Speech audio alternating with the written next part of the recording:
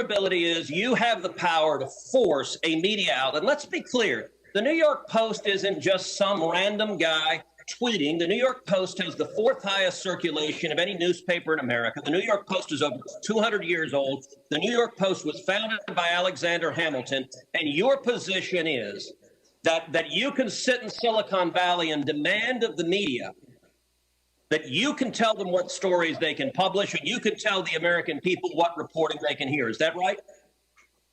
No, this was a, every person, every account, every organization that signs up to Twitter agrees to a terms of service. Terms of service is so public. Media outlets must genuflect and obey your dictates if they wish to be able to communicate with readers. Is that right? No, not at all. We recognized an error in this policy, and specifically the enforcement. You're still blocking their posts. You're still blocking their posts. Right now, today, you're blocking their posts. We're not blocking the post. Anyone can tweet. Can the New York Post post on their Twitter account? If they go into their account. No is your answer to that. No, unless they genuflect and agree with your dictates. Let me ask you something. You claimed it was because of a hacked materials policy. I find that facially highly dubious and clearly employed in a deeply partial way. Did Twitter block the distribution of the New York Times' story a few weeks ago that purported to be based on copies of President Trump's tax returns?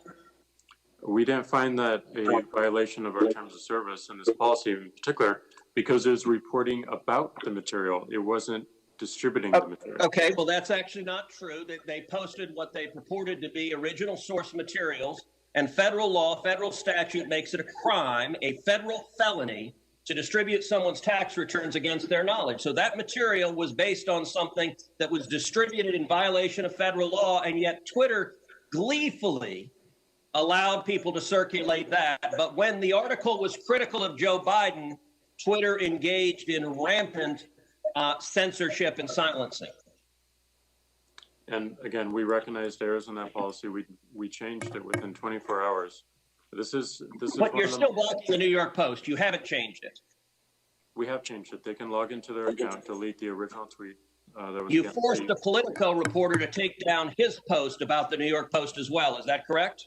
Within that 24-hour period, yes. But we, as the policy has changed, anyone can tweet. So Twitter takes the view you can censor the New York Post, you can censor Politico, presumably you can censor the New York Times or any other media outlet.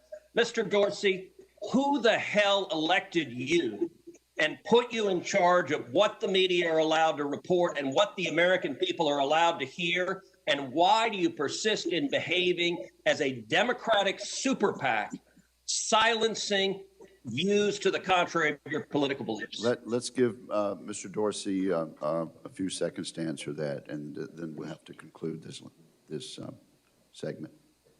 Well, we're not doing that, and this is why I opened this hearing with calls for more transparency. We realize we need to earn trust more. We realize that more accountability is needed to show our intentions and to show the outcomes. Thank you, Senator. So I hear the concerns and acknowledge them, but we want to fix it with more transparency. Thank you, Senator Cruz. The ranking member has deferred now to Senator Schatz.